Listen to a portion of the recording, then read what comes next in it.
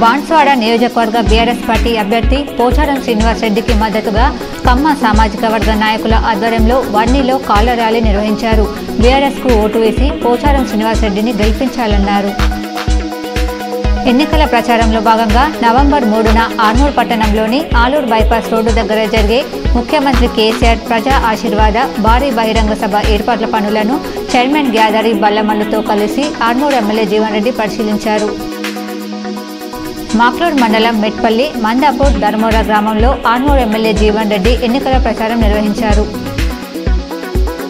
నిజామాబాద్ నగరంలోని నాగారం, నందిగుట్ట 10-11 డివిజన్లలో మైనార్టీ ఆత్మీయ సమ్మేళనంలో అర్బన్ ఎమ్మెల్యే బిగల గణేష్ గుప్తా పాల్గొన్నారు. మైనార్టీల సంక్షేమం కోసం బీఆర్ఎస్ పాటుపడుతుందన్నారు.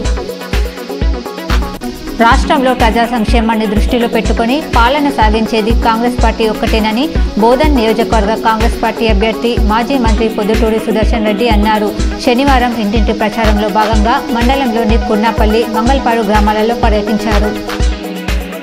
గత ప్రభుత్వాలు దళితులను ఓటు బ్యాంకుగానే చూశాయని, కానీ బీఆర్ఎస్ ప్రభుత్వం వచ్చిన తర్వాత కేసీఆర్ దళిత బంధు పథకం ప్రవేశపెట్టి దళితుల కుటుంబాల్లో వెలుగులు నింపుతున్నారని ఎమ్మెల్యే బాజిరెడ్డి గోవర్ధన్ అన్నారు. నిష్పల్లి మండలంలోని నడిపల్లి శివారులో గల శనివారం జీ కన్వెన్షన్ గార్డెన్లో నిజామాబాద్ రూరల్ నియోజకవర్గం దళితులతో ఆత్మీయ సమ్మేళనం నిర్వహించారు.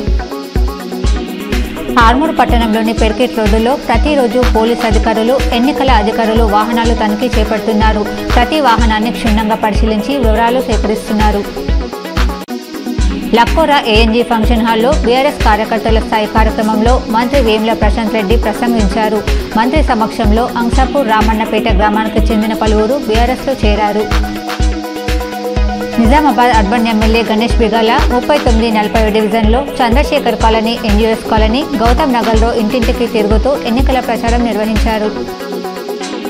పోస్టల్ బ్యాలెట్ కోసం అవకాశం కలిగి ఉండి దానిని వినియోగించదలిసిన వారు నవంబర్ 7వ తేదీలోపు నిర్ణీత ఫారం 12 భర్తీ చేసి సంబంధిత నియోజకవర్గాల రిటర్నింగ్ అధికారులకు అందజేయాలని జిల్లా ఎన్నికల అధికారి కలెక్టర్ రాజీవ్ గాంధీ హనుమంతు సూచించారు. ఎన్నికల నిర్వహణలో ప్రిసైడింగ్ అధికారులు, సహాయ ప్రిసైడింగ్ అధికారుల పాత్ర కీలకమని, బాధ్యతాయుతంగా పనిచేయాలని జిల్లా కలెక్టర్ జితేశ్వర్ పాటిల్ అన్నారు. శనివారం స్థానిక డిగ్రీ కళాశాలలో శిక్షణ కార్యక్రమం నిర్వహించారు. కామారెడ్డి జిల్లా గాంధారి మండల కేంద్రంలో ఏఐసీసీ శుక్రవారం విడుదల చేసిన 2వ లిస్టులో ఎల్లారెడ్డి కాంగ్రెస్ నుండి అసెంబ్లీ స్థానానికి మదన్ మోహన్ను నియమిస్తూ ఉత్తర్వులు జారీ చేయడంతో సంబరాలు నిర్వహించారు.